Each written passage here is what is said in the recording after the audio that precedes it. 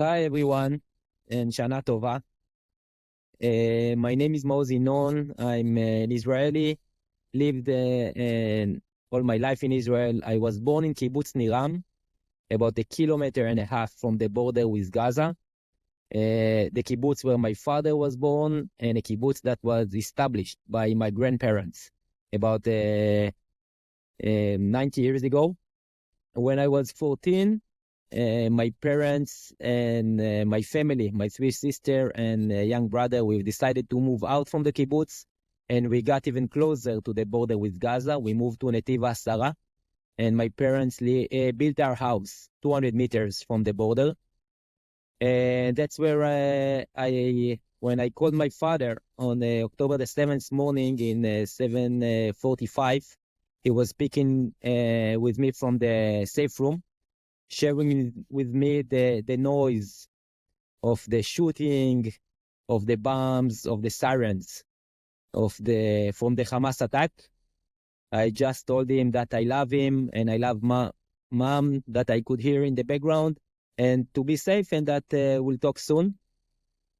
So 5 minutes after, and 7:50, I tried to call them again, but this time there was no answer.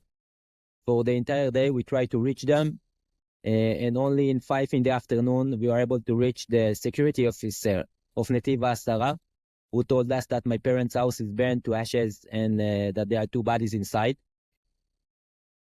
When I heard that tragic and horrible news, I was just broken into so many pieces, and I was drowning, literally drowning in an ocean of sorrow, of pain, of agony. 2 days after, my young brother asked the family to send a universal message that we are seeking no revenge, that we don't want to revenge the death of our parents. Of course, we accepted it, and on that same night, I had a dream.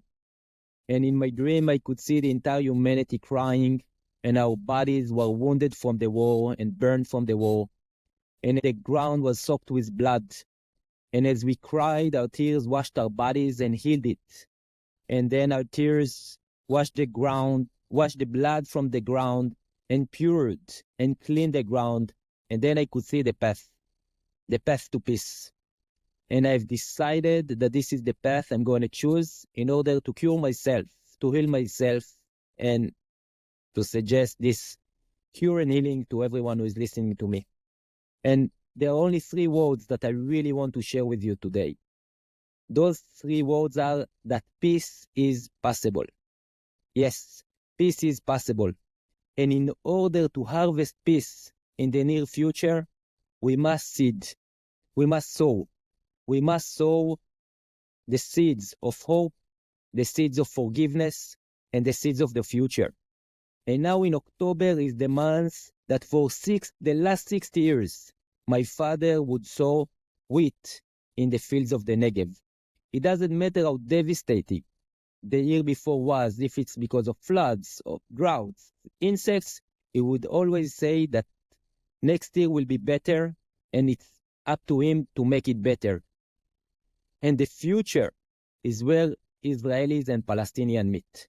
Even though our stories is as far as ever from each other at the moment, but we meet in the future that is based on equality and dignity, shared acknowledgement and recognition, reconciliation and healing, security and safety. In order to build this future, we must forgive for the past, we must forgive for the present, but we cannot and should not forgive for the future.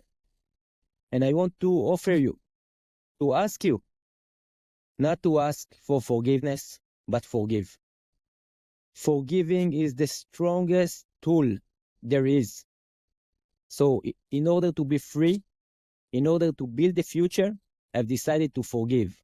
Forgive those who killed my parents. I'm focusing only in the future. And this future can come really soon. But we need to work hard. We need to dream about peace. We need to amplify the voices of peace. We need to build a coalition, very strong coalition of Palestinians and Israelis with international support that will work together to make peace into a reality.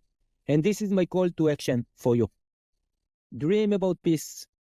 Amplify those voices in your communities, in your synagogues, in your family, where you work.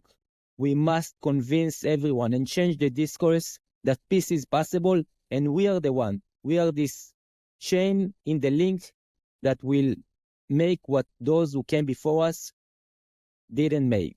So now it's up to us to make the future a better future, to make peace. So I wish you as a great new Jewish year, and that this year will bring peace, will bring hope, and will bring reconciliation. Shalom and Shana Tova lekulam.